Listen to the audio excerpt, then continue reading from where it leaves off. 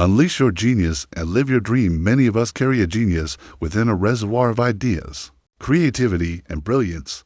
We'll work tirelessly for a company, pouring in 60 to 70 hours a week. We'll give them our best.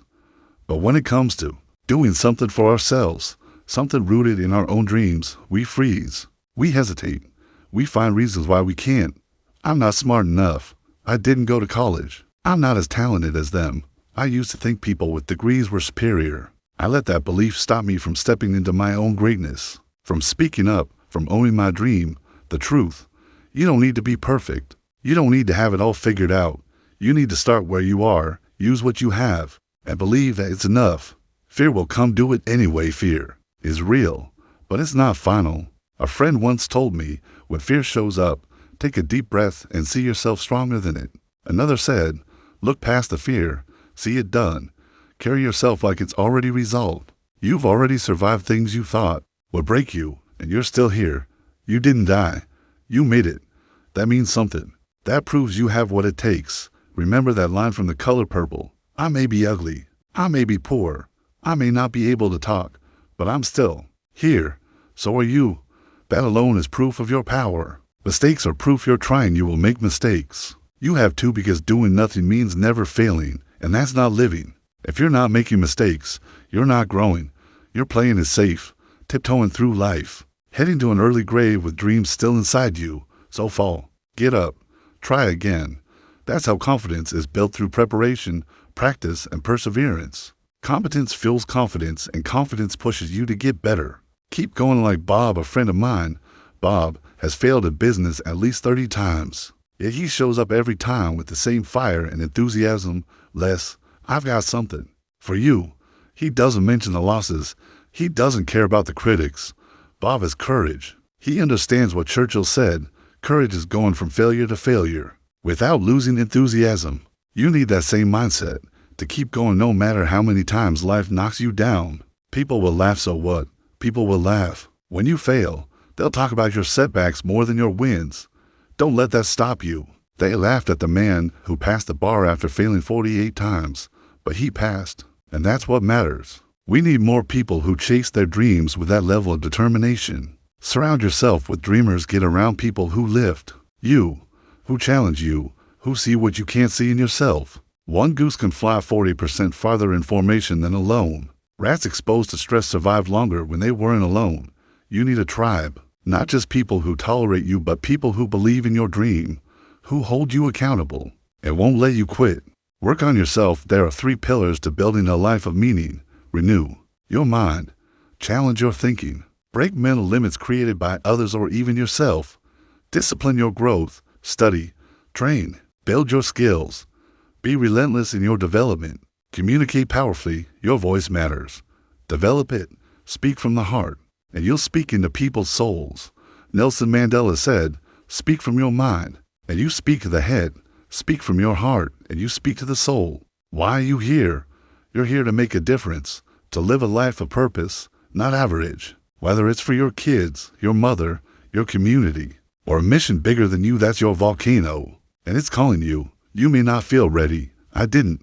I was told I was educable, mentally retarded. I didn't have the education or credentials, but I had hunger. I had fire, and that was enough to begin. You don't get in life what you want. You get in life what you are. Live like you're dying. Here's your guarantee in life. You're going to die. You can't avoid that. So live now. Pursue your dream now. Take the leap now. Trust that everything you need will show up when you need it. You've already proven you're a survivor. Now prove you're a creator. This is your time. This is your life. You're not going to reach every audience, and that's okay. I've been there. I've walked off stages feeling like I didn't connect, wondering what went wrong. I went back, listened to the tape, and asked myself, what can I do better? That's how you grow. I've stood on programs with speakers so good they brought the house down, standing ovations, and I thought, I don't want to go after that. Once, a young man spoke before me at an event honoring Dr. Martin Luther King Jr. He delivered the I Have a Dream speech, and he didn't just recite it. He became it. The audience erupted. When it was my turn, people started leaving, and I acted like I was okay with that. Truth, I was relieved. I couldn't wait to get to my car. There will always be people better than you. Learn from them. That young man and I became friends, and I brought him on other programs. I grew because of him. Sometimes you'll forget your lines. Your memory will fail.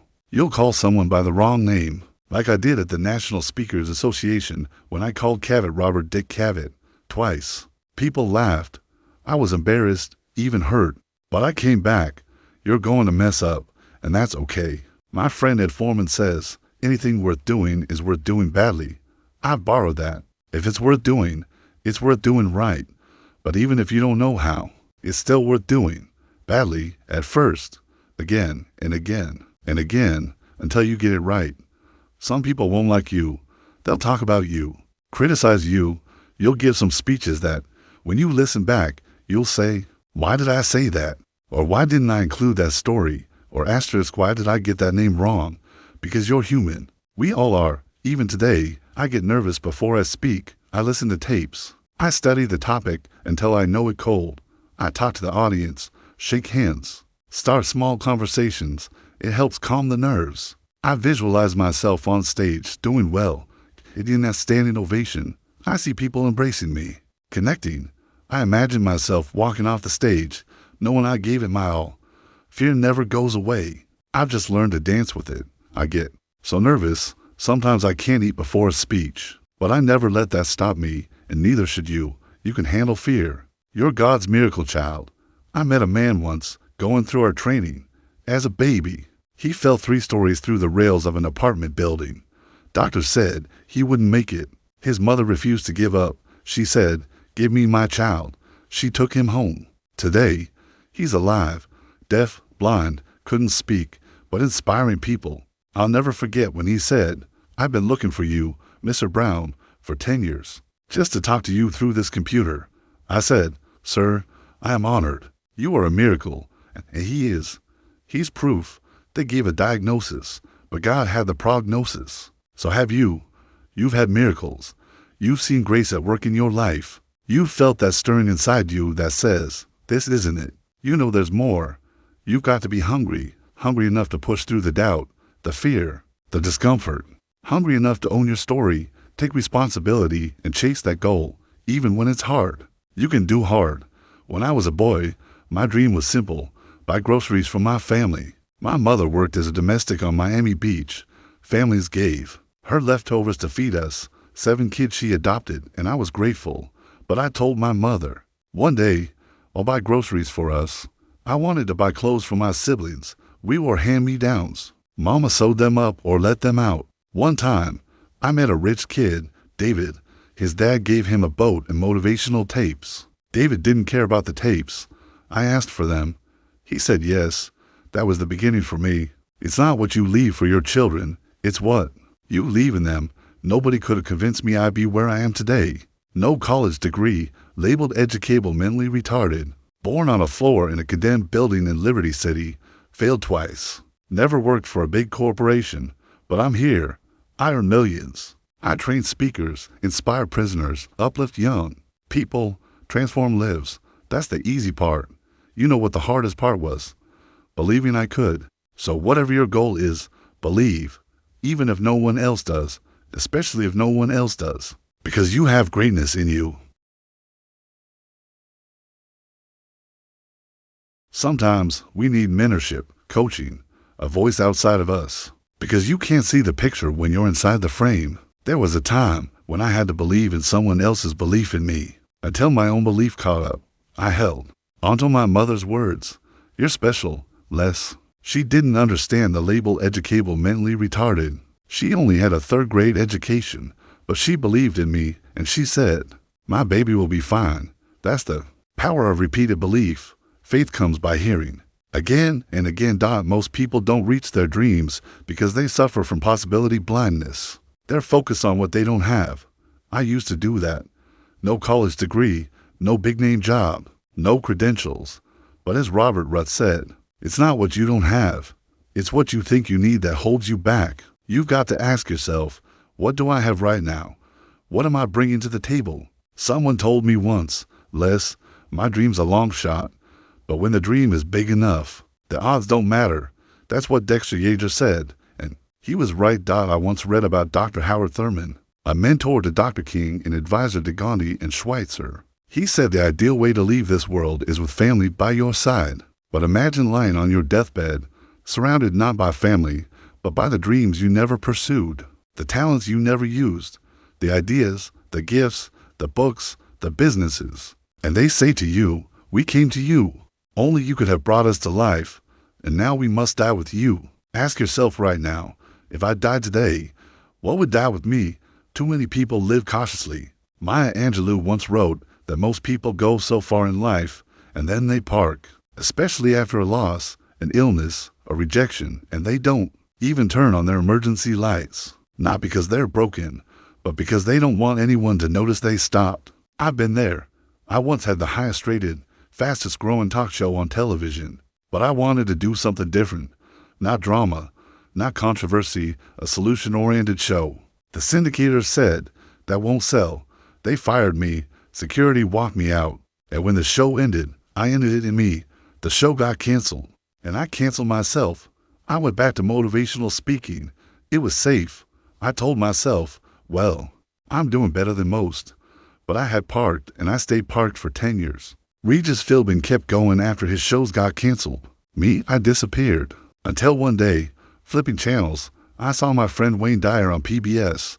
We were both in our 60s. And I said, he's still doing it. Maybe I've still got more to give.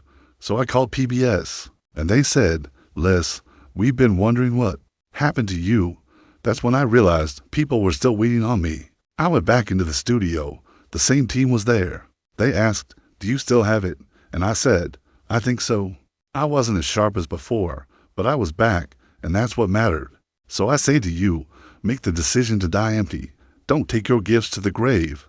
I attract millionaires or millionaires in training because you have greatness within you.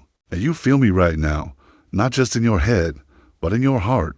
But you've got to believe you can do this, and belief must be fed. Feed it with tapes, seminars, workshops, and most of all, action. As Thomas Edison said, if we did all the things we are capable of doing, we would literally astound ourselves. Challenge yourself. Stretch yourself.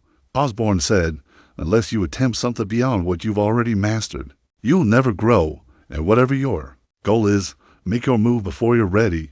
Walk by faith, not by sight. Take risks. Most people don't. Most settle. They live low-risk lives. But if you don't risk, you can't grow. If you can't grow, you can't be your best. If you can't be your best, you can't be happy. And if you can't be happy, then what's the point? Helen Keller once said, life is short and unpredictable. Eat the dessert first. So go for it. Make failure part of the process. Don't let fear or the comfort of playing it safe stop you. Next, detoxify your life. Most people never reach their goals because they're surrounded by toxic, negative, energy-draining people. Ask yourself, what is this relationship doing to me? Sidney Poitier said something profound in The Measure of a Man. He said, when you go for a walk with someone, eventually either you adjust to their pace or they adjust to yours. So ask yourself, whose pace have I adjusted to? My daughter Anna Brown says, call forth your team, but make sure they stretch you, teach you, challenge you. I'm on a board with Bishop T.D. Jakes. At the start of every meeting, he says, the moment I know as much as you do, you're fired. You want to grow, get around people smarter than you if you're the smartest one in your circle. It's time to find a new circle. George Fraser says, your network determines your net worth. Who's in your ear? Who do you let influence your life? Are they an asset or a liability? There are two kinds of people, nourishing and toxic. Nourishing people lift you up, support you, challenge you to grow. Toxic people, they tear you down. They base your future on their past. My mother used to say, don't let anyone tell you what you can't do, especially if they haven't done it. So now, look at the people you're around and ask yourself, who should I let go of? And who do I need to?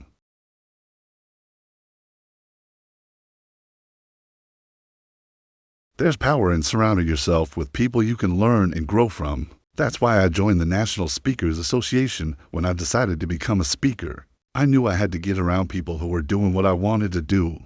I'll never forget the first time I saw Dr. Norman Vincent Peale speak.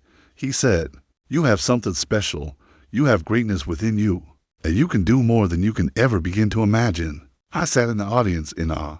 Wow, this was my hero, the man who wrote The Power of Positive Thinking, a book I had read 17 times. I couldn't believe I was seeing him live. Afterward, I got the chance to meet him backstage and said, "Dr. Peel, my name is Les Brown. I've listened to your tapes and read your books. They even gave them to us in special education. One day, I'd love to be on stage with you." He looked me in the eyes and said, "It's possible. Young man, it's possible."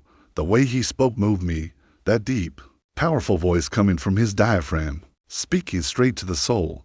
His words silenced the doubts in my mind. He helped me override the negative inner conversations I was having with myself. I'm reminded of something Dr. Carter G. Woodson once said, a brilliant Harvard scholar. He said, "If you can control what a man thinks, you never have to worry about what he will do. If you can make him feel inferior, you never have to order him to the back door.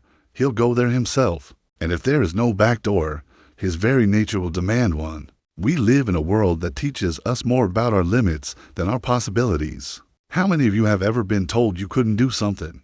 MIT did a study showing that if someone tells you, "You can't do that," it takes 16 people telling you, "Yes, you can," just to neutralize that one statement. The 17th person who says, "You can do it," that's the one that finally sinks in. That's why you've got to be careful who you let speak into your life. You've got to monitor your thoughts and be intentional about programming your mind for success. The Bible says, "Be not conformed to this world, but be transformed by the renewing of your mind." You have to take responsibility for that transformation. Once you do, you'll begin to see incredible change. Earl Nightingale once said, "We're all self-made, but only the successful will admit it." As you look toward your goals, remind yourself you are your own vitamin. Most people quit just before their breakthrough. They park on the side of life's highway because they face rejection. But rejection is part of the journey. Jack Canfield said it best. Rejection is a myth. Don't fear the no's, get excited about them. Every no brings you one step closer to your yes. You will win if you don't quit. Even a broken clock is right twice a day. Keep going. Now, take a moment to assess yourself. What are your strengths? What are your weaknesses? What do you bring to the table? When I decided to become a speaker, I looked at the field and realized something. Most speakers were polished, formal, scripted. I thought, what do I have that could make me different? No college degree, no corporate background, no fancy credentials. But I had something else. Dahmer Washington, my high school teacher, once asked me, "Mr. Brown, what do you want to do with your life?" "I want to be successful," I told him. He said, "Good. Then you must be willing to do the things today others won't do in order to have the things tomorrow others won't have." That's when I knew I had something special. Most people won't invest in themselves. They'll buy tickets to a concert, but they won't attend a seminar that could change their life. They'll say, "How much does it cost?" Not realizing that information pays for itself. Yes, it's possible to live your dream, but it's necessary to have the mindset, "I'm going to make this happen." You've got to take ownership of your future. George Bernard Shaw said, "The people who get ahead in this world are the ones who look for the circumstances they want. And if they can't find them, they create them. So decide now." Say it with conviction. I expect to win.